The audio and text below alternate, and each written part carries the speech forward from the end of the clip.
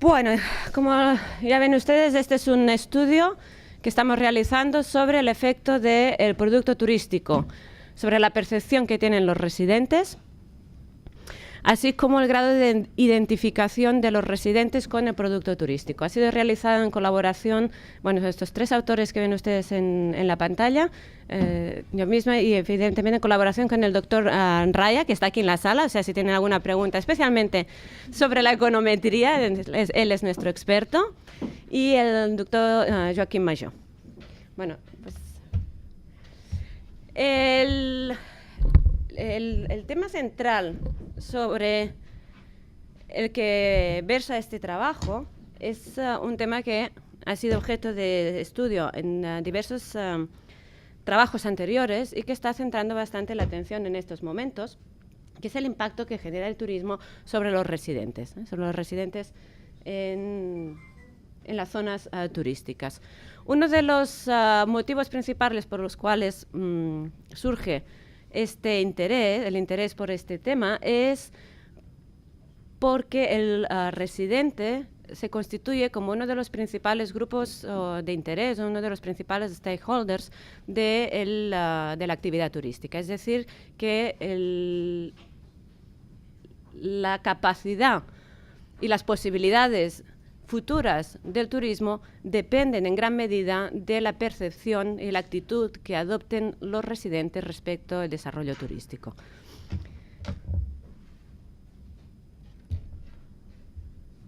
A continuación, aquí tienen ustedes algunas de las aportaciones que se han realizado, especialmente desde el ámbito teórico de la teoría del Social Exchange Theory, según la cual los residentes van a tener una actitud positiva hacia el turismo y el desarrollo turístico en la medida en que los beneficios económicos que ese desarrollo turístico les aporten sean superiores a estos costes económicos. Además del impacto económico, posteriormente se fueron incluyendo otros factores, como pueden ser los factores sociodemográficos, que pueden condicionar la actitud que tengan los residentes respecto del turismo, factores de ámbito espacial o factores de dependencia económica, que estos sí que de alguna forma, bueno, estos ya quedan recogidos en la aportación principal de la Social Exchange Theory. Vargas Sánchez y colaboradores, en el año 2009, después de hacer una revisión de los diferentes estudios, llegaron a la conclusión de que, organizaron estos efectos o condicionantes, en las variables de tipo sociodemográfico, las variables de relación del residente respecto del turismo, por ejemplo, si el residente realiza su actividad económica en el ámbito turístico o no la realiza, que esto en principio pues, puede condicionar que tenga una actitud u otra respecto del desarrollo turístico en su municipio. Variables relativas a los efectos del turismo y variables de contexto.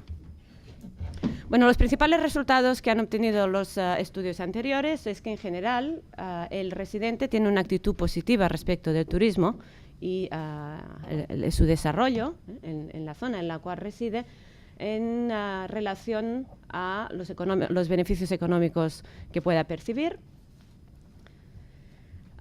Siempre y cuando también perciba que el turismo genera otros efectos positivos sobre la comunidad, como por ejemplo que pueda suponer un revulsivo económico en general, no solo para el propio individuo, sino para la propia comunidad, que pueda aportar efectos positivos en términos de mejores servicios públicos, mejores servicios o mayor número de servicios para el ocio, este tipo de efectos o efectos culturales, mientras que los efectos negativos que pueda tener el turismo generan en general una actitud negativa hacia el turismo.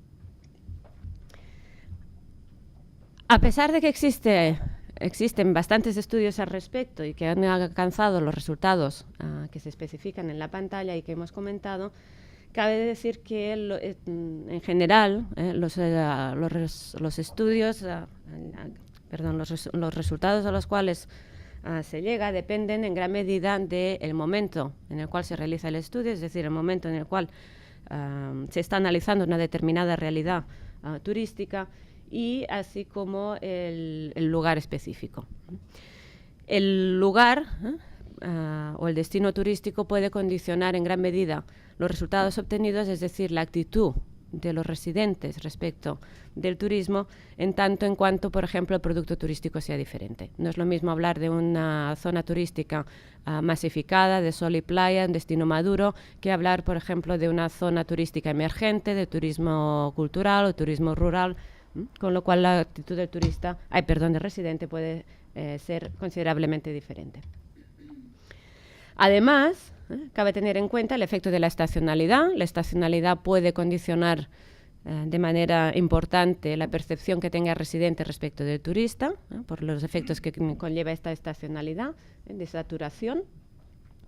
Asimismo, el tipo de visitantes. No es lo mismo, por ejemplo, recibir turistas que sean turistas muy jóvenes con determinadas inquietudes y determinadas demandas de producto turístico, que un turismo, por ejemplo, de la tercera edad, o un turismo masificado de sol y playa a un turismo más minoritario, de tipo cultural, etcétera. Y además, de acuerdo con Butler y el ciclo de vida del destino turístico, apuntaba que los destinos turísticos más maduros, es decir, cuando van alcanzando la madurez y entran en la etapa descendiente de la curva, acostumbran a generar unas percepciones no tan positivas por parte del residente. En este contexto, además aquí tenemos los diferentes métodos de análisis que se han utilizado en la mayoría de estudios anteriores, básicamente análisis multivariantes, análisis de regresión y modelos de ecuaciones estructurales. Con todo este contexto, nuestro estudio lo que aporta, vamos a analizamos la percepción de los residentes en la Costa Brava, que es uno de los principales destinos turísticos de España, de Cataluña y a nivel internacional.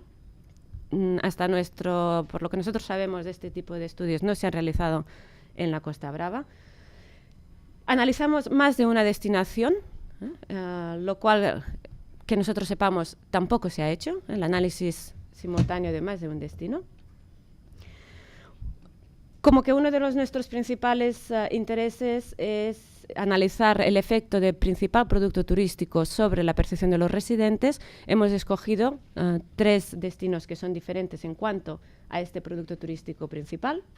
Y además, una novedad especial es que incluimos la identificación de residentes respecto del turismo como una variable, como un efecto explicativo, o que puede tener una gran capacidad explicativa respecto a las diferencias que pueden observarse en la percepción de los residentes. El marco teórico de análisis del estudio es el Social Exchange Theory que hemos comentado anteriormente. Y en cuanto a método de análisis, utilizamos el análisis de regresión típica y además la descomposición o Ajaka-Blinder, que es novedosa en el ámbito del turismo, que nosotros sepamos solo se ha utilizado en 2 estudios para analizar el efecto de los diferenciales salariales entre trabajadores del sector turístico. Los destinos analizados son Sant Feliu de Guíxols, Figueres y Lloret. Son 3 destinos importantes turísticos en la Costa Brava. Sant Feliu de Guíxols se caracteriza por tener costa, pero todos los 3 destinos tienen en común el hecho de ser municipios no muy grandes. Todos ellos se insertan dentro de una marca turística que es la Costa Brava, por tanto forman parte de un entorno común, de una marca turística común, que todavía hoy se caracteriza fundamentalmente por el turismo de sol y playa. Sin embargo, estos 3 destinos, estos 3 municipios tienen características también diferenciales muy importantes, especialmente en cuanto a su producto turístico principal. Sant Feliu de Guíxols es un destino de costa que, a pesar de tener costa, podríamos decir que su turista principal es un turista de segunda residencia. En cambio, en Figueras no tiene costa, pero su visitante principal es un visitante cultural que visita principalmente el Museo Dalí de Figueras y que no pernocta en destino. Y por último, Lloret, que es conocido por todos, es un destino que todavía hoy, a pesar de muchos esfuerzos que se están realizando por atraer otro tipo de turismo, todavía hoy es un destino en donde el producto turístico principal y dominante es el turismo de sol y playa, que además tiene una elevada estacionalidad y con toda una serie de problemas derivados de determinado tipo de visitantes, especialmente jóvenes. En este contexto, por tanto, analizamos el efecto del producto turístico y la parte residual que no puede quedar explicada por las diferencias del producto principal. En cuanto al método, la información que utilizamos procede de una encuesta, un cuestionario que se pasó a los residentes de cada uno de los tres municipios. Básicamente, las preguntas están medidas, las respuestas a través de una escala Likert. Lo que ustedes tienen en pantalla, todas esas letras, la primera corresponde a la regresión, el modelo de regresión, y el segundo a la descomposición o a Jacob-Linter. Bueno, como variables explicativas, incluimos toda una serie de las variables que los estudios anteriores han mostrado que pueden ser relevantes, además del marco teórico del Social Exchange Theory. Y incluimos, por tanto, variables sociodemográficas del residente, como pueden ser la edad o el género, para ver hasta qué punto pueden condicionar la actitud de dichos residentes hacia el turismo. El grado de vinculación del residente respecto del municipio, la nacionalidad del residente y si el residente obtiene o no un beneficio personal del turismo. Por ejemplo, si trabaja en el sector turístico. En principio es de esperar que si el residente trabaja en el sector turístico tenga una percepción más positiva respecto del turismo. Asimismo, se incluyen evidentemente las características del producto turístico, que hemos visto que son tres productos turísticos bastante diferenciados, tanto si pueden ser características que generen efectos positivos o sobre el residente, o lo perciba como tales, o efectos, en su caso, en efectos negativos, entre ellos, por ejemplo, los efectos culturales. Cuanto a los resultados que obtenemos, vimos que efectivamente la actitud que tienen los residentes de los tres municipios respecto del turismo es una actitud en general positiva, pero con diferencias significativas. La actitud positiva más elevada la encontramos en el municipio de Sant Feliu de Guíxols. Recordemos, Sant Feliu de Guíxols es un municipio donde, aparte de otro tipo de turistas, reciben principalmente turistas de segunda residencia. Mientras, en segundo lugar, encontramos Figueras. Figueras tiene turistas fundamentalmente por motivo cultural y que no pernoctan. En cambio, Lloret tiene turistas que pernoctan y es un turismo mucho más masificado. Aparte de estas diferencias en cuanto al valor medio en latitud, vemos también que las diferencias en la latitud de los residentes de los tres municipios son diferencias que son estadísticamente significativas. Por tanto, podemos decir que la latitud de los residentes en los tres municipios es diferente.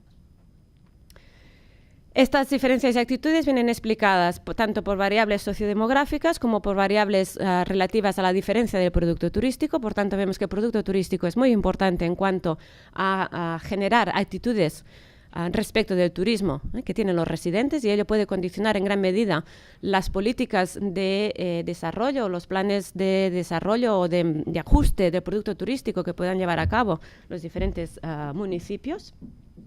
Pero además permanece, y esto es una novedad importante que introducimos en nuestro estudio, permanece una parte inexplicada importante. Esta parte inexplicada que nosotros atribuimos a la identificación del residente respecto del turismo. Fíjense ustedes que en el caso de Sant Feliu de Guíxols continuamos teniendo un 56% de la actitud que se observa respecto al turismo que se observa en los residentes de San Feliu, que continúa siendo inexplicada, no explicada ni por variables relativas a factores sociodemográficos o de beneficio económico que el residente pueda recibir respecto del turismo, ni tampoco por el tipo de producto turístico. En el caso de Figueras, este porcentaje es del 60,7%, pero lo que también es muy relevante, es muy interesante, es que en el caso de Lloret de Mar, este porcentaje se reduce al 26%.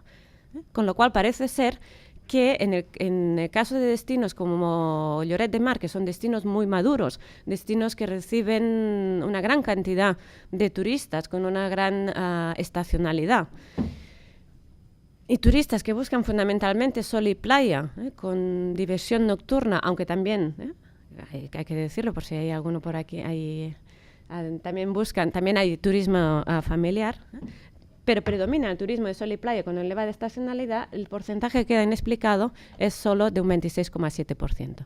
A partir de aquí, bueno, por las conclusiones, esto, reitero, es un trabajo que está todavía en progress, que estamos todavía realizando y trabajando, pero los resultados así iniciales que obtenemos pensamos que son muy alentadores para continuar trabajando en esta línea, ya que vemos que una parte importante de la percepción, de la actitud, que tienen los residentes respecto del turismo depende en gran medida del tipo de producto turístico que tenga el municipio, pero todavía continúa una parte importante sin explicar que seguramente vendría explicada o recogería los efectos que pudieran tener los residentes, el attachment, es que me sale en inglés, la identificación que tenga el residente respecto del turismo. Bueno, pues ya nada, sin más, terminamos aquí. Si tienen ustedes alguna pregunta, tenemos aquí a uno de los coautores. ¿Una pregunta? De todas maneras, si después se queda sin tiempo, podemos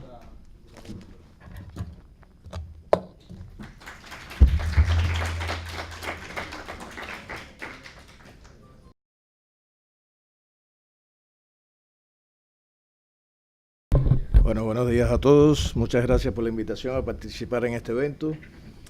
A ver, el tema que nos ocupa, nosotros estamos trabajando en la idea de, o sea, el estudio que presentamos busca demostrar la relación directa que tiene el modelo de negocio que se aplique, el plan de negocio que se aplique en cada destino turístico para facilitar la competitividad y la innovación. Es un estudio exploratorio, cualitativo, estudio de caso, que tiene como hipótesis principal que el modelo de gestión predominante que existe ahora, el modelo de gestión, no facilita la innovación. No facilita la innovación y, por tanto, no facilita la competitividad. El estudio de caso lo estamos haciendo sobre diferentes destinos que están en diferentes fases de desarrollo, digamos, de su ciclo de vida, y fundamentalmente analizando destinos turísticos españoles y referencias internacionales. En este caso nosotros hemos trabajado en la idea primero de identificar cuáles son los principales destinos turísticos durante la investigación y cuáles son, por tanto, los modelos de gestión que aplican, es decir, cómo están organizados y cómo, por tanto, favorecen la innovación y el desarrollo de la competitividad en los mismos. Trabajar en los conceptos básicos que definen los factores de competitividad en estos destinos turísticos y, por tanto, cómo la innovación se puede encauzar precisamente a desarrollar y a establecer la competitividad de estos destinos. Para esto, nuestra hipótesis principal, que es el hecho de que el modelo de gestión predominante actual no favorece precisamente el desarrollo de la innovación, se debe a que hemos observado que la mayoría de los destinos turísticos que tienen, digamos, una situación de poca competitividad y un mal posicionamiento en el mercado, hay una correspondencia directa entre estos malos resultados, digamos, y el modelo de gestión. Modelo de gestión que prácticamente no queda definido. Es decir, nosotros sabemos que los destinos turísticos tienen la característica de ser modelos de gestión desagregados, donde participan diferentes agentes, donde participan diferentes sectores, digamos, el sector público, el sector privado, la misma población local, como bien se vio en la otra investigación, incluso los propios turistas y ocistas, pero al no existir un modelo de gestión coherente que dé participación de una forma organizada a todos los intereses y de estos diferentes actores, pues los factores de competitividad y la innovación quedan relegados a un segundo plano, por cuanto cada uno de estos agentes pues va velando por sus propios intereses y no trabaja en función de una cohesión en función del destino. Nosotros en este sentido vemos que el actual criterio de dividir los agentes del destino en agentes por separado, es decir, esta famosa desagregación entre sector público, sector privado, población local y turistas y ocistas, lejos de utilizarse como una oportunidad para favorecer la integración en torno a objetivos del propio destino, se convierte en un factor de disuasión y de no entendimiento. Esto también motivado por el modelo clásico de competitividad, es decir, durante muchos años, según los diferentes estudios que hemos realizado, ha predominado el modelo de competitividad más tradicional, más clásico de deportes de los años 80, en lo cual en cualquier industria, específicamente tal como pasa en la industria del turismo, pues la competitividad se ve como guerra, como competencia entre empresas, como competencia entre factores, como ver quién, no estrategias win-win, sino cada cual ver cómo puede sacar mejor provecho y cada cual tratando de ver que la inversión que hay que hacer en el destino lo haga la otra parte. Es decir, nosotros acudimos y vemos que constantemente las empresas están pensando en las amenazas de la sustitución, en la amenaza de nuevos ingresos en el sector, el poder de negociación de los proveedores, en este caso el poder de negociación de los clientes representados por la forma y la tour operación, pero no hay un modelo de gestión que logre integrar a todos los intereses de una forma coordinada y que permita precisamente pensar que el destino turístico es el motivo de atracción de los turistas. Es decir, los turistas no vienen a nuestros hoteles, los turistas no vienen a nuestros restaurantes, los turistas vienen a destinos donde encuentran toda una gama de productos y servicios y por tanto la cohesión del modelo de gestión y la participación de todas las partes en el mismo pues hace vital para lograr precisamente la competitividad del sector. Esto se ve más profundamente afectado, es decir, esta falta de coordinación, esta falta de esfuerzo común, se ve sobre todo, se ve su efecto sobre todo en las etapas del ciclo de vida del destino donde hay ya un declive. Es decir, nosotros tenemos, por ejemplo, varios destinos que ya han alcanzado la madurez, por ejemplo, los de la sol y playa fundamentalmente, y sencillamente por continuar con este modelo de gestión de competitividad a toda costa, de competencia y no de competitividad, perdón, pues vemos que estos son destinos que cada vez más caen en declive, lejos de producirse la necesaria renovación y la integración del destino hacia nuevas etapas de reposicionamiento.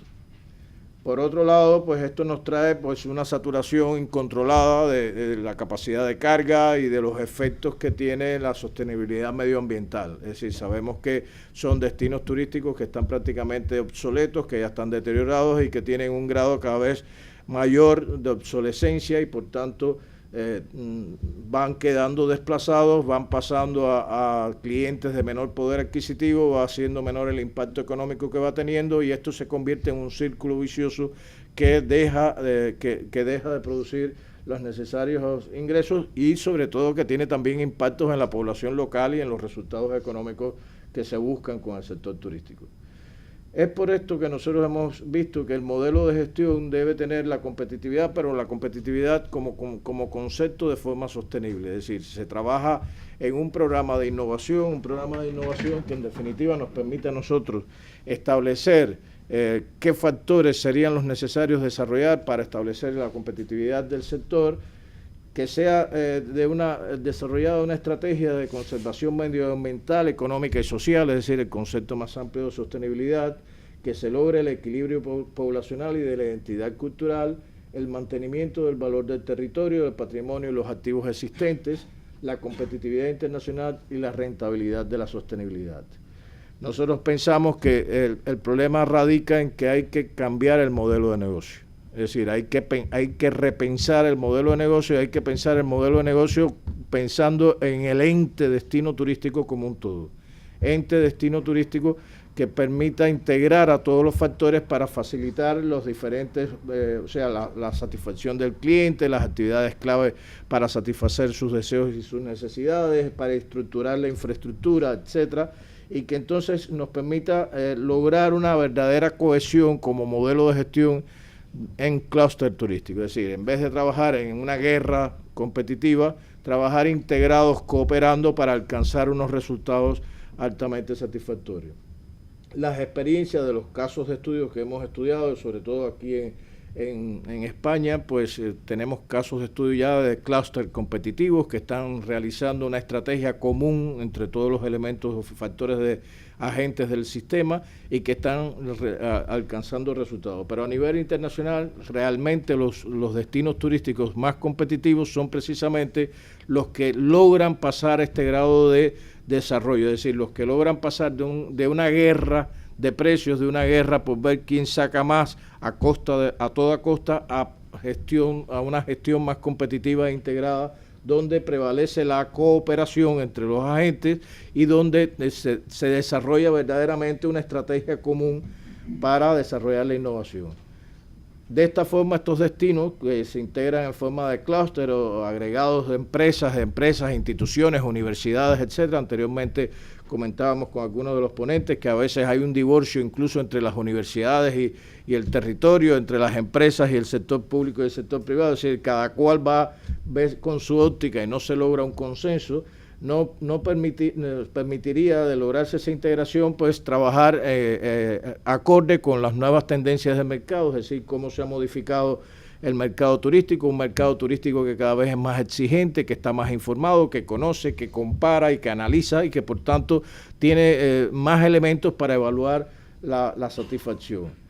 Esto nos daría las verdaderas condiciones para trabajar con un criterio de diferenciación, el único camino que hoy posible para alcanzar competitividad.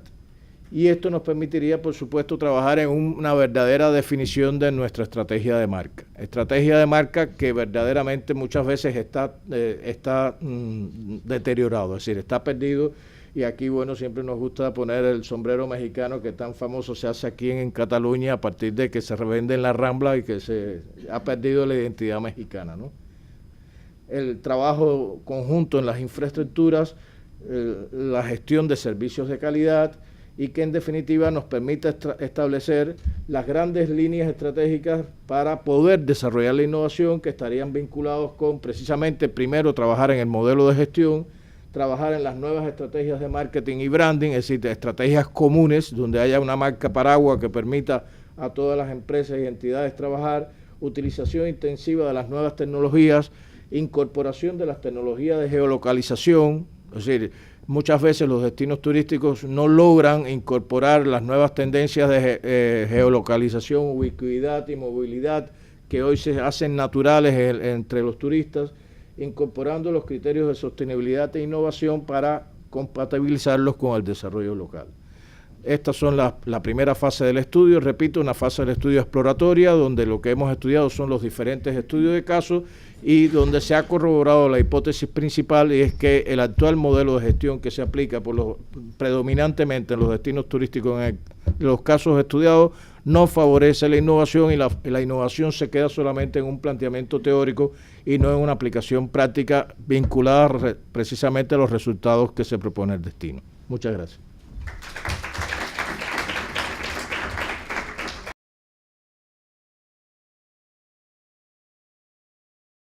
Bueno, que lo que decía antes, ¿no? Que he puesto esta imagen para ver cómo se encaja los intereses de lo que sería el sector privado y el sector público. Y hablando de cómo podemos hacer nuevos esfuerzos para hacer los destinos más interesantes, pues que es con la innovación, la diferenciación y la cooperación. La innovación pues engloba actitudes como este espíritu y actitud de búsqueda de nuevas soluciones, imaginación y creatividad, crear una oferta mejor en relación a la demanda de presente y de futuro, hacer lo que hemos hecho siempre, pero de una manera diferente, que a veces eso es innovar y la gente piensa que hacer grandes inventos, y es también esto, pero también lo que hacíamos antes. Emprender y desarrollar proyectos a medio y largo plazo, y también pues estar buscando permanentemente cuáles son las vías de innovar, y evidentemente adaptarnos a los cambios, porque es evidente que en la anterior ponencia hablábamos de nuevas tecnologías. Tenemos que adaptarnos al cambio, al presente, y cada vez más esto va más deprisa. Por lo tanto, hemos de estar un poco conscientes que por mucho que no resistamos, la realidad es que los cambios están ahí. He puesto un poquito esto que también me relaciona en la anterior ponencia, pues salían las pantallas digitales, ¿no? El turista cada vez más vendrá, mirará las pantallas y se captará la información que automáticamente se gestiona, y se pueden hacer, digamos, los cambios o las actitudes que correspondan. ¿Cómo podemos hacer los destinos y productos más atractivos? Pues como hemos dicho, la innovación, que no es solamente en tecnologías, sino también en procedimientos y productos. Esto que nos lleva a una diferenciación que lo que hace es romper con la batalla de precios a la que estamos acostumbrados, que es luchar con el vecino, cuando realmente lo que tienes que hacer es aliarte con él, precisamente para tener más oferta y mejor, ¿no? Entonces, con la innovación y la diferenciación que nos lleva también a una cooperación entre nosotros, porque tenemos productos diferentes, pero que juntos hacen que tengamos el destino mucho mejor. Y esto que nos llevaría a una buena reputación, porque estamos trabajando conjuntamente, hemos innovado, nos diferenciamos y estamos cooperando. Entonces, lo que hablaba, digamos, el título de mi presentación es que es crear alianzas, y las alianzas, pues, en este caso, entre administraciones y empresarios, empresarios y empresarios, y todos juntos, ¿no? Porque es lo que reiteradamente hablamos, ¿no? Que la competencia se ha de convertir en competencia, que es competir, pero de manera que colaboras, y por lo tanto haces un producto mucho más atractivo. ¿Qué tiene de positivo el crear alianzas? Pues que pueden crear un estilo, una cultura, una manera de hacer y una capacidad de relacionarse con el equipo, tanto de tu propia empresa como de la administración, y entre ellos. Tener un liderazgo y capacidad de coordinación en lugar de una autoridad jerárquica.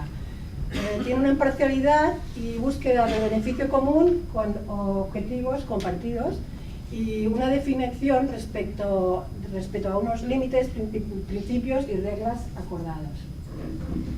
Esto lo que veas es cómo encajamos y finalmente podemos unir, con lo cual creamos, pues, una manera de trabajar mucho más eficiente y efectiva. ¿Qué hacemos con esto? Con la reputación del destino. Por ejemplo, cuando viene el turista o visitante, si se lleva una experiencia positiva del destino, influirá en lo que es Internet, porque es evidente que cada vez más usamos más Internet para buscar nuestros destinos. Si conocemos el producto, si hacemos una estrategia integrada conjunta entre el sector público y el sector privado, no podemos ir separados, y gestionar bien esta reputación, esta información que viene a través de todos los datos que recogemos, ¿no? Pues esto nos da como que los impactos positivos de la marca o destino son consecuencia de toda esta columna que he puesto a la izquierda. Se hará una mejor valoración del destino o del producto, podremos detectar las nuevas necesidades de los viajeros o turistas a través de todos estos comentarios que nos lanzan en Internet. Se podrá crear una oferta adecuada a la demanda, ¿no? Porque a veces creamos oferta y no es precisamente la que pide el mercado. Y también hacer una política de precios coherente con los productos y servicios que se ofrecen. Ejemplos de alianzas rentables a nivel un poquito macro, ¿no? Por ejemplo, a nivel de promoción, sobre todo en ferias internacionales, a nivel de congresos y reuniones, hay ejemplos de alianzas entre la República Checa, Hungría y Polonia, Málaga, Costa del Sol y Gijón, Lituania, Estonia y Letonia. Todos estos se promocionan conjuntamente en ferias internacionales, sobre todo de turismo y reuniones. Dinamarca, Finlandia, Islandia, Suecia, Noruega, París, Lyon y Marsella. Y como ejemplo así más cercano, pues Costa de Barcelona. Hace unos años el Maresme era Costa del Maresme, hizo Costa de Barcelona-Maresme porque Barcelona suena más a nivel de extranjero, y finalmente pues ya hace un año y poco que entre administraciones, Generalitat de Cataluña, Diputación de Barcelona, administraciones locales y comarcales y empresarios se pusieron de acuerdo para crear una marca Costa de Barcelona que engloba pues varias comarcas. Y aquí viene pues el ejemplo un poquito lúdico para mostrar un poquito qué es esta cooperación entre sector público y privado, ¿no? Esto es un ayuntamiento y una empresa de actividad de ocio. Cuando se inicia esta cooperación, pues un poquito los puntos que había fuertes entre uno y otro eran, pues la población estaba en torno a los 10.000 habitantes, había unos terrenos ubicados en la naturaleza, en el medio natural, que se podían dar en régimen de concesión. Se había iniciado en el 2006 un plan de desarrollo turístico, también se había confeccionado al cabo de 2 años, integrado en un único plan, el proyecto de desarrollo económico y de comercio, una proximidad a Barcelona y fácil acceso, comarca del Maresme, que todos sabemos pues, que la comarca del Maresme tiene muchos puntos positivos, como es el clima, la cercanía, la diferencia, pero a la vez toda la diversidad que hay entre todos los pueblos que integran la comarca. Y bueno, que en este caso responsable político del municipio pues era un profesional del turismo, con lo cual tenía una visión estratégica pues con bastante ventaja, ¿no? La empresa de actividades era una empresa con experiencia, especializada en actividades outdoor, tenía una cartera de clientes, una red comercial, y los socios, sobre todo, esto es importantísimo, sobre todo a vosotros estudiantes que estáis aquí, la capacidad de emprender. No hay que tener miedo. Sí que es verdad que siempre hay que preparar un buen plan de negocio, asociarse y tener claro los objetivos, y evidentemente a partir de aquí encontrar cómo tirar adelante el proyecto y la financiación. Y actualmente a nivel de Generalitat de Cataluña, Consejo Comarcal, incluso universidades, facilitan mucho este camino, ¿no? Y en la situación que tenemos actualmente, la mejor fórmula para empezar a remontar es pues crear empresa. A través de pequeñas empresitas pues vamos subiendo y vamos mejorando. Y bueno, aquí he puesto como punto fuerte de la empresa un parque de aventura en otra comarca que estaba teniendo pérdidas, y diréis, ¿y esto es un punto positivo? Pues sí. Para el municipio como tal, sí, porque pudo atraer a esta empresa ya organizada, y para la empresa, porque de no haber coincidido, no haber esta coincidencia de intereses, hubiera seguido allí con pérdidas y sin llegar a las posibilidades que ha tenido antes. El entorno de la actividad era que esta bombilla quiere decir que a veces se nos enciende la lucecita en el momento más inesperado. ¿Qué conseguía el municipio aliándose con esta empresa, ¿no? Pues unos ingresos anuales por la concesión, un mantenimiento de la zona, con lo cual reducía los costos de mantenimiento en recursos humanos y materiales. Se dinamizaba una zona apartada del centro y por lo tanto económicamente también va mejor, y las escuelas del municipio tenían acceso anual al parque juntamente con los profesores, y evidentemente un feedback empresarial, porque a través de un tipo de negocio siempre se crea un efecto multiplicador que hace que haya un feedback entre diferentes empresas relacionadas o no con el sector. Efectos positivos para la empresa al implementarse en el municipio. A partir de aquí creció un poquito, pues también de forma inesperada, ¿no? Diversificó el producto y trasladó las oficinas que tenía en Barcelona, ciudad de Barcelona, las traslada a la comarca del Maresme y a un pueblo pequeño de unos 10.000 habitantes, ¿no?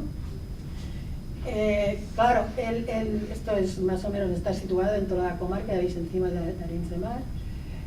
Aquí es un poquito la evolución de la empresa. A raíz de esta implantación en el municipio, el grupo de empresas, que en el 2002 tenía un capital social de 60.000 euros, 2 puestos de trabajo y facturaba 125.000 euros, ¿no?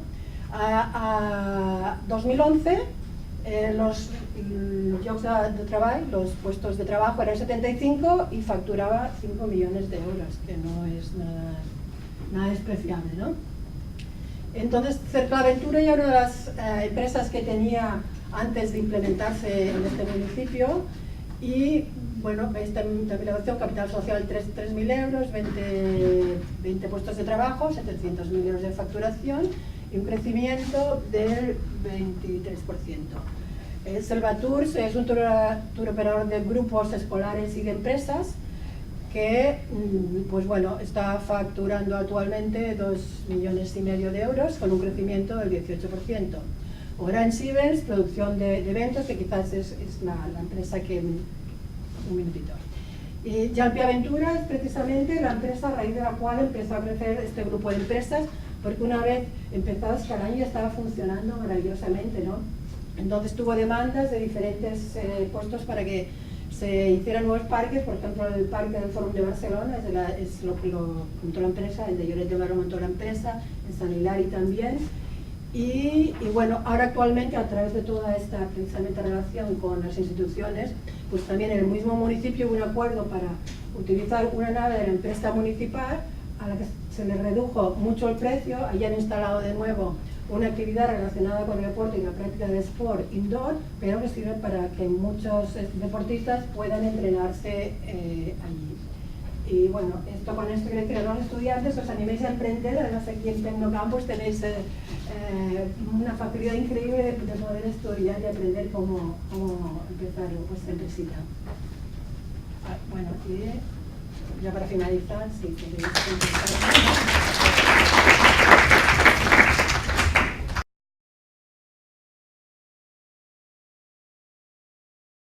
Bueno, buenos días a todos y a todas.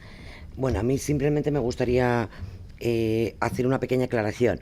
A ver, no es una investigación concreta, es una línea de investigación que nosotros llevamos trabajando desde el año 94, digo, porque luego ha tenido, bueno, como os dijéramos, diferentes aplicaciones en diferentes ámbitos del ocio. Como solo hay 10 minutos, pues bueno, yo voy a intentar transmitiros lo más esencial de la línea de trabajo de aplicar la inclusión al ámbito del ocio, que creo que en la realidad que comentaban las personas que me han precedido con sus estudios o sus ámbitos de trabajo, creo que es perfectamente encajable y que incluso hay gente que habla de la inclusión como si fuera un rasgo de innovación. Es decir, tener en cuenta las necesidades de toda ciudadano o de todo potencial turista, pues también es un rasgo de, bueno, de querer dar un servicio de mayor calidad a más personas, ¿de acuerdo?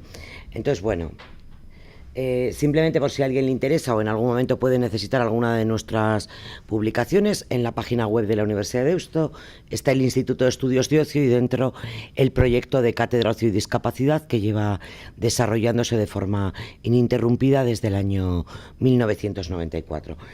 Y bueno, yo voy a intentar un poco extraer las 4 claves fundamentales, tal y como planteamos tanto mi compañera Yolanda como yo en la publicación que nos han comentado, que ya la han facilitado a los asistentes, ¿vale?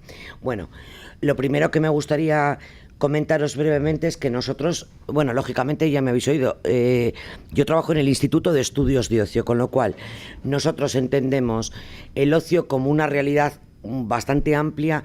De hecho, las personas que me han precedido hablan de turismo, pero ahí hay también cierta parte de contenido de ocio en cuanto a actividades, bueno, por lo menos en nuestra concepción. Nosotros entendemos que el turismo es un ámbito del ocio, pero que ahora mismo la realidad actual conviven actividades que tengan más corte turístico, cultural, deportivo y recreativo. O sea, que la oferta es mucho más amplia y mucho más plural que lo que se entendía hace no tanto tiempo.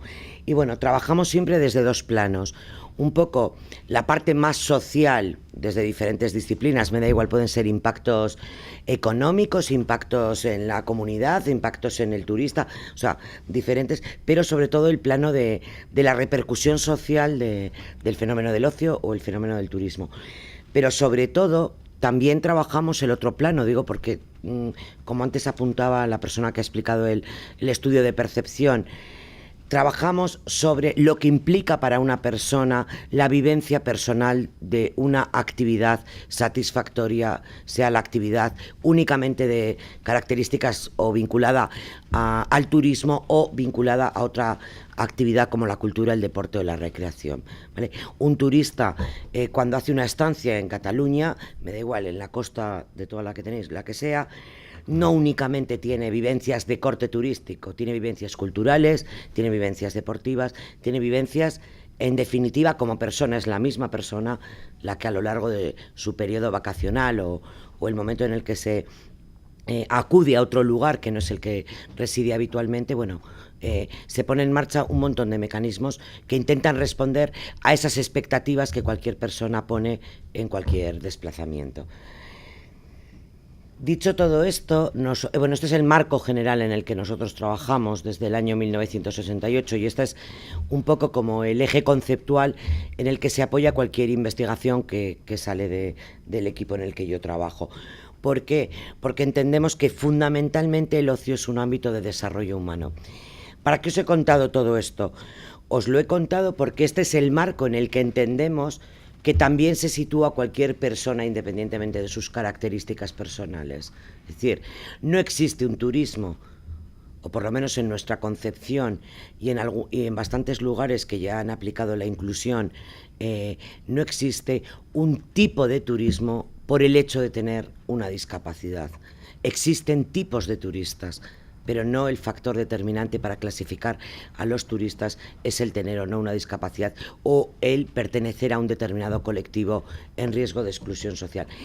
Vamos, esta es nuestra guía, esta es nuestra manera de trabajar y esta es nuestra manera de entender y es en la que se apoya un poco el trabajo. ¿Por qué nos parece importante o por qué nos parecía importante, pues un poco comentaros o compartir con vosotros la cuestión de la inclusión? En los últimos años ha habido en diferentes ámbitos un gran avance. Digo en diferentes ámbitos porque la accesibilidad es una competencia autonómica, con lo cual el grado de desarrollo no es el mismo en todas las comunidades autónomas. Pero bueno, ya la mayoría de ellas tienen legislación sobre accesibilidad. El atravesar el umbral e iniciar la andadura por el siglo XXI también ha sido un espaldarazo. El 2003 fue el año europeo de la discapacidad, es decir, hay muchos más factores que el deseo de innovar o de diferenciarse en el ámbito del turismo que debieran de acompañar para justificar. ¿Por qué nosotros trabajamos con la inclusión? Porque la accesibilidad es una condición del entorno, es decir, este aula cumple algunas condiciones de accesibilidad, seguramente las que marca la ley catalana, ¿de acuerdo? Entonces, esta sala es accesible, pero no quiere decir o no es igual a que esta sala es inclusiva. Es decir, cualquier persona que atraviese esa puerta puede participar plenamente en la actividad que nosotros estamos desarrollando aquí. No. Estamos utilizando métodos absolutamente estandarizados, dando por hecho que todos nosotros no tenemos ningún problema de movilidad, no tenemos ningún problema auditivo, no tenemos ningún problema visual, no tenemos ningún problema de comprensión. Quiero decir, o sea, la inclusión es un concepto mucho más amplio, ¿de acuerdo? También deciros que nosotros lo hemos trabajado con las personas con discapacidad, porque era el objeto de nuestra línea de trabajo, pero se trabaja en otros equipos y en otros proyectos de intervención con otros grupos de población excluidos, o que tienen cierto riesgo de exclusión. Y también deciros que no es únicamente aplicable al turismo, es aplicable a cualquier ámbito de la vida, a la educación, al trabajo, a la salud, es decir, trasciende la realidad que yo, de forma más acotada, os estoy comentando. Bueno, hay muchas definiciones de inclusión, pero la que nosotros solemos utilizar es la que aparece en la transparencia, que además liga perfectamente con lo que planteaba Maribel, que al final hay cuestiones que son corresponsabilidad entre diferentes agentes e instancias, como lo queramos llamar. Es decir, nadie, lo veíamos antes que lo has explicado tú, nadie puede de forma autónoma y sin colaborar con los demás modificar una realidad ni hacer las cosas de diferente forma, porque la realidad es mucho más compleja e interseccionada, y con el tema de inclusión ocurre lo mismo. por mucho que trabajen las asociaciones de discapacidad en este país, y trabajan mucho, ellos no pueden conseguir un turismo accesible, porque no tienen ninguna competencia sobre ninguna de las cuestiones que necesitan que sean accesibles, ¿de acuerdo? Entonces, trasciende más allá del deseo de un colectivo de viajar o de tener determinadas condiciones. Es una forma de estructurar la sociedad. Y si no me creéis, pues la Unión Europea, bueno, en los últimos meses está bastante más centrada en el tema de la crisis, pero hasta un poco antes ha desarrollado bastante documentación, por lo menos entiendo que es, si no de obligado cumplimiento, sí como de recomendación general a todos los países miembros de la Unión Europea en materia de política social, porque ya se iba viendo que en los últimos años ampliaba, o sea, cada vez era más amplio el número de grupos de población que se situaban en riesgo de exclusión social, y la crisis también es otro factor. Entonces, aparte de que ser una cuestión de todos, por supuesto, en un sistema de colaboración o de un poco trabajo en conjunto asumiendo las competencias, porque luego esa es otra, hay dos elementos que son fundamentales para que se dé la inclusión en turismo, que son la participación y la equiparación de oportunidades. ¿A qué nos referimos con esto? Suponeros que... Voy a poner un ejemplo vasco porque así no diréis que yo he dicho que tal municipio catalán no es accesible. Mundaka, que es un municipio costero vizcaíno, bueno, que es muy famoso por el surf, ¿de acuerdo? Entonces... O sea, ¿qué es necesario que ocurra en Mundaka, además de todo lo que han dicho mis compañeros y todos los expertos en turismo? O sea, hace falta muchas cosas, pero en la materia que yo trabajo, ¿qué es lo que hace falta? Hace falta que la gente quiera ir a hacer surf a Mundaka, porque si no, vamos, te ahorras el viaje de organizar un evento o ¿vale? O sea, es necesario que la gente participe, ¿vale? Y si la oferta es hacer surf, lo que va la gente, o sea, habrá un porcentaje de personas que vayan a hacer surf. Otros irán a ver cómo hacen otro surf, ¿de acuerdo? Pero hace falta los dos. Pero hace falta tener las oportunidades de hacer surf, ¿vale? Esto trasladadlo a cualquier otro ejemplo de cualquier otro destino o cualquier otra actividad, ¿vale? Si bien es cierto que cualquiera de nosotros en determinados momentos o a lo largo de nuestra vida hay cosas que no vamos a poder hacer nunca, ¿vale? Pero hay una parte en las que sí queremos participar, ¿vale? Pues eso mismo le ocurre, por ejemplo, a las personas con discapacidad. No quieren viajar todos los veranos al mismo sitio porque es el único hotel accesible de la zona. O lo que ocurre en la última temporada, que como hay asociaciones que gestionan albergues, se intercambian. Entonces, una red de asociaciones catalana habla con una red de asociaciones vascas y dice, oye, pues ya es viajar. Vosotros venís a Euskadi y nosotros vamos a tal. Hombre, es una opción. Pero en el concepto de turismo que estamos hablando todos, creo que esa no es la única, no debería de ser la única opción, ¿vale? Entonces, nosotros, por eso comentaba lo de que es una línea de investigación, nosotros hemos trabajado, bueno, varias herramientas, un poco con la intención y depende del caso han servido, fundamentalmente nacieron para evaluar, ¿vale? Que es lo que hicimos.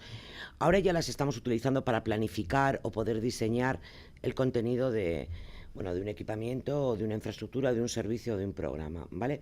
Entonces, nosotros fundamentalmente articulamos en estos tres niveles la inclusión física, inclusión comunicativa y inclusión social. Es una cuestión o un planteamiento circular, quiero decir, no jerárquico de primero la inclusión física, luego la comunicativa y luego la social, digo porque incluso la transparencia puede transmitir eso. Es una cuestión de todo. ¿Con qué intención o qué hay? O sea, ¿qué trabajamos? Trabajamos todas las necesidades que pueden tener más origen o naturaleza física en la inclusión física, las que tienen origen en comunicación, en la inclusión comunicativa. Igual me equivoco, pero bueno, me voy a arriesgar. Esta sala no presenta ninguna condición de inclusión en materia de comunicación. Vale, me diréis, hay un micrófono, ya. Pero hay bucle magnético, está bien señalizado, es decir, hay más elementos. O sea, queremos cubrir las necesidades también de las personas que tengan dificultades de comunicación. Y por último, la inclusión social, porque si a alguien le interesa el tema, la legislación actual sí regula materia de inclusión física o de accesibilidad física y sobre todo en las últimas, o sea, las comunidades autónomas que han desarrollado la ley más tarde o decretos que complementen, también regulan aspectos de comunicación. Pero la inclusión social es igual de importante, es decir, yo no soy experta en turismo, pero llevo yendo, y porque trabajo con compañeros que sí lo son, que es fundamental en el turismo la calidad en el servicio, por ejemplo. Y todos lo hemos vivido en primera persona cuando estás satisfecho de cómo te han atendido y el servicio que has recibido, y cuando dices, pues yo lo hubiera hecho así o lo hubiera... Vale. Esto también tiene que ver con la inclusión. En la calidad en el servicio no es solo qué servicio te ofrecen, casi es tan importante cómo te lo ofrecen, ¿vale? Con lo cual, la actitud y el cómo te tratan también es un indicador de esto. O sea, es muy fácil y todos lo hemos visto, cuando alguien se baja de una limusina o de un cochazo tal, ya la gente se sitúa en otra posición porque le asigna otro estatus por el coche en el que se baja. Si tú entras de otra manera vestida, parece que ya te trata... No, o no sé, es decir, aquí construimos socialmente etiquetas y pensamos que el otro le pasa no sé qué, o no tiene dinero, o sí tiene dinero. Y a veces hay correspondencia y a veces hay no. Y con la discapacidad, cuando alguien ve la discapacidad, parece que ya no es un turista, es otra cosa. No, perdona, es un turista con discapacidad, pero es un turista. No es un extraterrestre que ha venido a hacer otra cosa. Por eso os decía, surf en Mundaka, es decir, cuando explicabais a Figueras, la gente va a Figueras, no... Claro, si no puedes entrar al museo, ya, ¿para qué has ido a Figueras? Para estar que otros... O sea, quiero decir que así ocurre, ¿no? Es que si tú quieres ir a ver un partido de fútbol, hombre, no vas al campo, o sea, y luego no puedes entrar al campo, para eso no vas a ver el partido de fútbol al campo, vas a una cafetería, ¿vale? Digo, porque a los turistas con discapacidad es un poco ese, que parezca que pueden ir, pero luego no van, ¿vale? Porque ya han venido en avión, pero luego hay otros muchos elementos que no. Bueno... esta sería alguna clave que está en el artículo. Entonces, bueno, lógicamente nuestra manera de trabajar es, vamos a partir de lo que hay, ¿no? Bueno, en la oferta turística y en esta materia queda mucho por hacer, perdonad que os diga, a todos los niveles. ¿Por qué? Porque es una realidad que toca muchos elementos. Es decir, en un polideportivo, como si dijéramos, incluso físicamente... está mucho más limitado, entonces hay que evaluar la piscina tal cual. Cuando hablamos de un destino turístico, fijaros la cantidad de elementos y partes que hace falta que sean accesibles. El transporte, el alojamiento, la restauración, el comercio, la playa, o sea... Entonces, dicho esto, pero bueno... Y luego, el elemento más fundamental, que el mayor factor determinante de la inclusión de cualquier colectivo es las actitudes. Entonces también, mientras trabajamos otra serie de elementos en estos tiempos, sería interesante que trabajáramos actitudes que respeten la diferencia y que respeten que ahora mismo nuestra sociedad es mucho más heterogénea. Y bueno, lógicamente hay muchísimos, seguro que si os pregunto, vosotros me diríais muchísimos más puntos fuertes, pero también creo que hay unas áreas de mejora, y lo apuntaban hablando de otra cosa algunas de las personas que han hablado antes que yo. Pero la tendencia a sectorializar y a fragmentar la realidad de cualquier sector, en este caso el turístico, perjudica, o cuando luego te sitúas un poco desde fuera, yo en el caso de accesibilidad, lo que ha ocurrido es que se han hecho medidas muy concretas, pero no un plan global. Digo, porque os he oído este argumento para otras cuestiones. O sea, está claro que hace falta una visión más completa de la jugada. Luego ya, pues igual mi cometido sería este, el tuyo este, o sea... y construimos entre todos, ¿no? Pero realmente, y luego habéis aludido mucho a las TIC. Disculpadme, pero ahí también hay un problema de accesibilidad terrible. Es decir, vamos a seguir excluyendo a otro porcentaje de potencial turista por el no uso, o por la brecha digital, o por la falta de accesibilidad, ¿vale? Entonces... Bueno, para ir cerrando, que ya me he hecho una seña y ya me estoy pasando. Pero bueno, ahora paso al debate. Un segundito.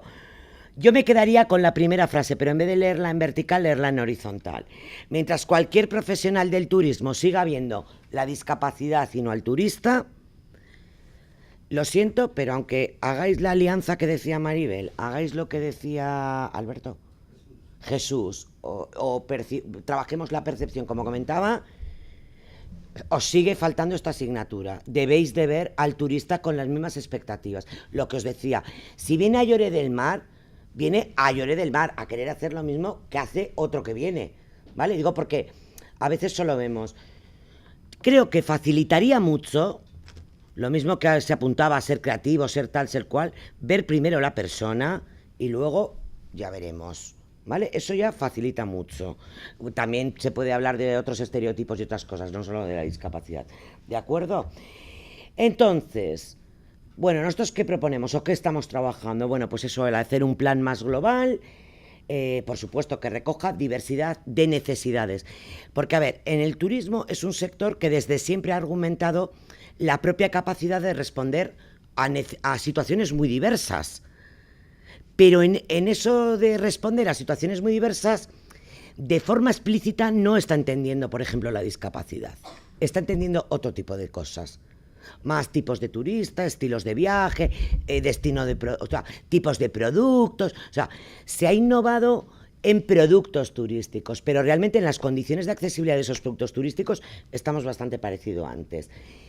¿Para qué? Para que cualquier persona pueda acceder a la oferta. Y si no me creéis, que no tenéis por qué creerme, yo os invito a que penséis una cosa. Mirad los datos de cómo va a ser la población mundial a nivel de edad en el próximo 5 años. Es decir, Cataluña es uno de los primeros destinos turísticos del mundo, ¿vale? Pero es que la población cada vez es más mayor y cada vez va a venir gente más mayor. O sea, digo, si no queréis, ¿vale? Y va ligada algunas de las necesidades que nosotros trabajamos también se ligan con la edad, ¿vale?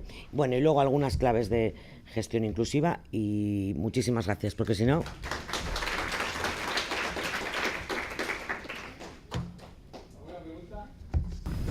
Y era para el señor Jesús Álvarez.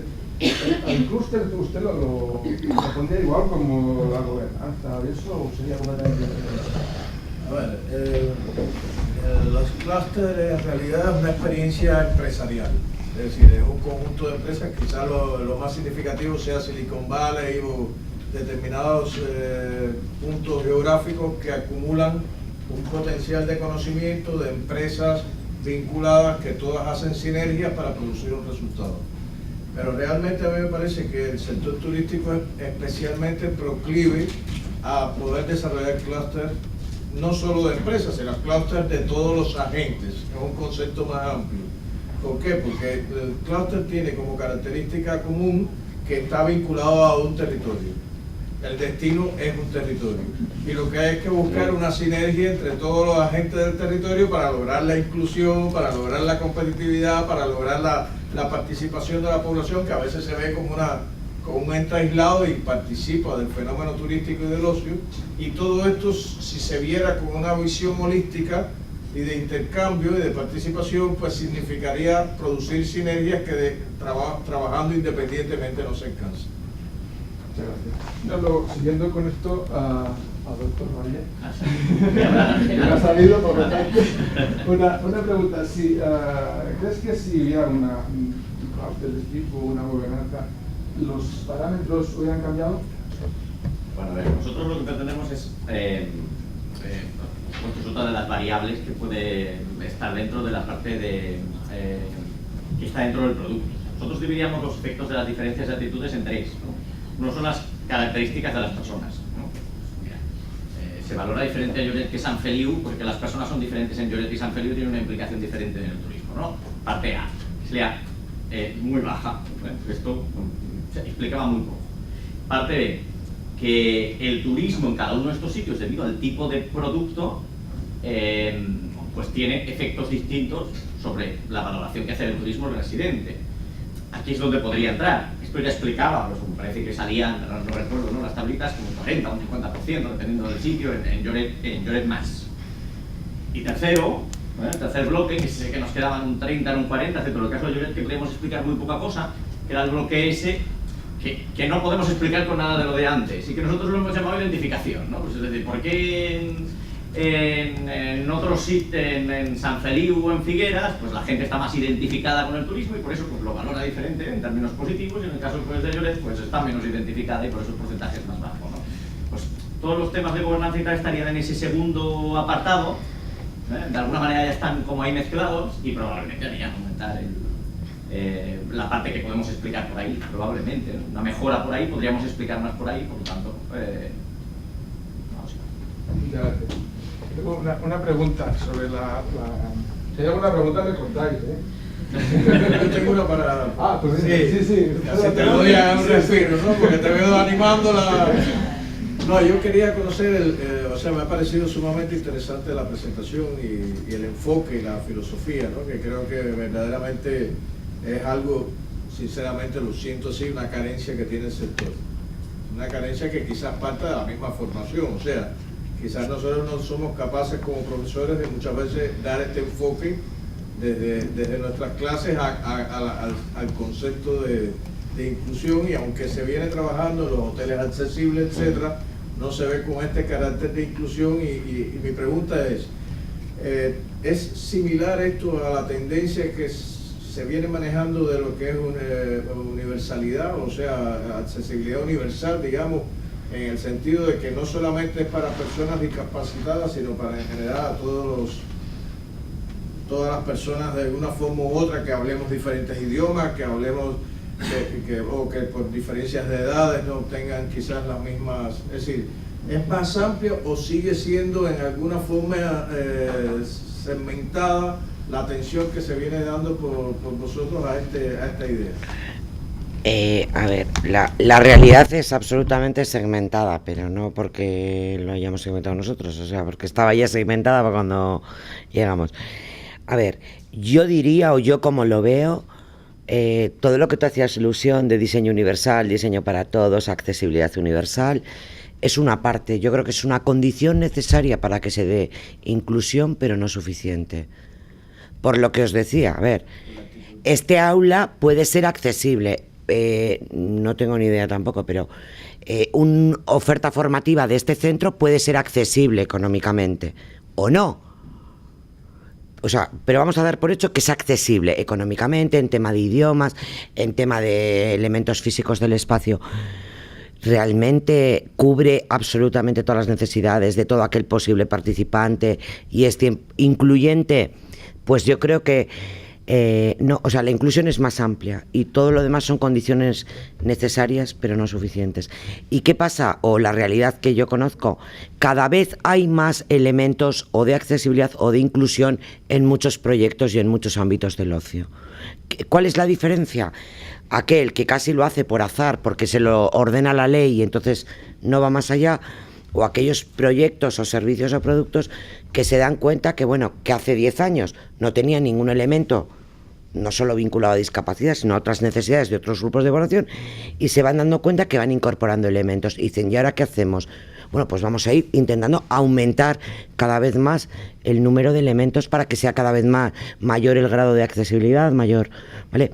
Porque la accesibilidad realmente, el concepto puro es una característica del entorno, y la inclusión yo creo que es un principio de organización social, que es o excluyes o sea, el verbo, ¿cómo se dice? El antónimo. O sea, yo creo que daros cuenta que nace incluir o inclusión porque primero ha habido exclusión.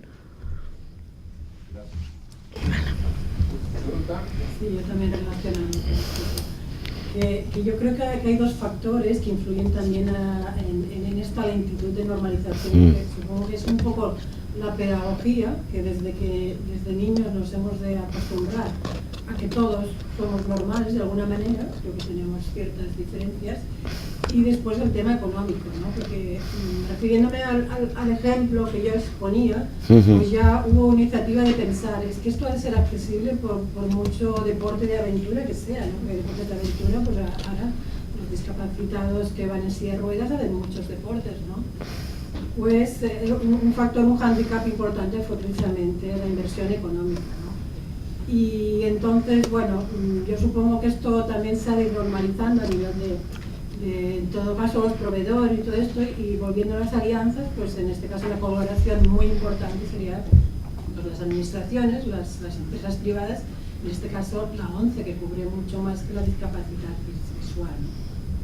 Entonces yo creo que a veces que nos falta mucho en esta colaboración de venga y de transmisión de conocimientos, antes se lo comentaba Jesús, ¿no? Que tenemos un miedo a decir lo que sabemos y a por si acaso que impide que adelantemos mucho más rápidamente, ¿no?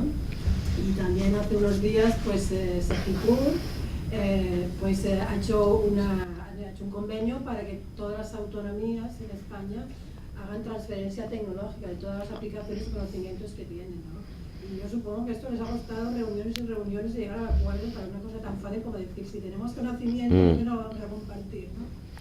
O sea, yo totalmente de acuerdo contigo. Luego, a ver, hay que situar un contexto, vamos, que igual lo estamos dando todos por obvio, es decir, si el entorno habitual, sea destino turístico o no, no es accesible, difícilmente una parte de ese entorno de repente de la noche a la mañana va a ser accesible. O sea, que partimos de una sociedad que no era inaccesible, o sea, que era bastante inaccesible.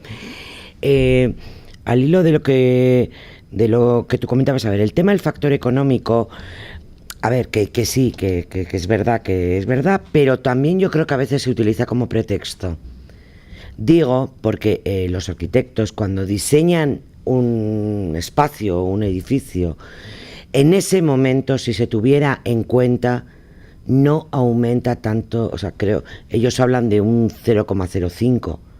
En ese momento, lo que realmente es casi impensable, y para algunos edificios patrimoniales o para espacios naturales o para otro tipo de elementos, claro, es muchísimo mayor. O sea, es mucho más costoso en tiempo, en dinero y en planteamiento de incluso del uso del espacio incorporar después todas esas condiciones. Y que hay una normativa que en muchos casos ya está bastante avanzada. También luego es el cumplimiento de la normativa. O sea, sí, hay muchos factores. También, a ver, aquí estamos un poco, o igual a mí se me escapa hablarlo en términos de como exigamos lo que falta por hacer. Claro, también hay que decir lo mucho que se ha hecho en quizás los últimos 15 años, por ejemplo. Luego, por no hacer alusión solo al siglo XXI, ¿vale? Y yo creo que en las alianzas sería importante el papel que se le da al tercer sector de la discapacidad, no solo a la ONCE. Bueno, la ONCE tiene fama de tener más que los demás. Luego, a través de su fundación, cubre todas las discapacidades, pero vamos, en España el tejido asociativo de la discapacidad es de los más fuertes del mundo. Hay más de 4.000 asociaciones de discapacidad repartidos por toda la geografía. Quiero decir que en temas, por ejemplo, para el turismo, al final conoce muy bien las dificultades que esa localidad concreta tiene para sus propios residentes y que eso puede tener un reflejo en, pues mira, esto lo solucionamos o hacemos esta alternativa, para incluso transferir esas alternativas. No todo es construir nuevo, a veces se puede hacer o sea, lo que tú planteabas de otra manera de hacer lo mismo, ¿no? O sea, que yo creo que se puede hacer, se ha mejorado mucho, pero tenemos que seguir haciendo, vamos a decir.